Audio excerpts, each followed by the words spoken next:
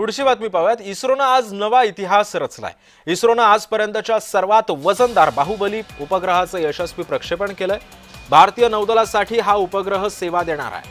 श्रीहरिकोटातील सतीश धवन अंतराळ केंद्रातून प्रक्षेपण करण्यात आलंय। बाहुबली हे उपकरण सध्या सर्वात जास्त वजनाचं असल्याचं सुद्धा सांगण्यात येत आहे।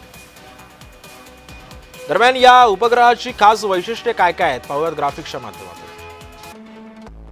जहाज आणि पाणबुड्यांना मोहिमांमध्ये उपयोगी असं हे उपग्रह आहे। बाहुबली उपग्रह प्रगत तंत्रज्ञानानं सुसज्ज आहे। इस्रोचा आतापर्यंतचा सर्वात वजनदार उपग्रह म्हणून त्याची ओळख आहे।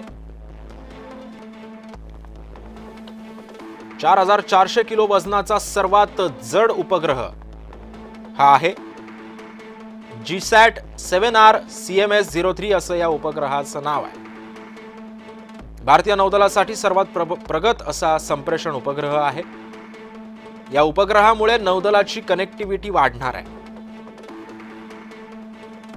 हिंदी महासागरामध्ये दूरसंचार सेवा प्रदान करणारा हा उपग्रह असेल।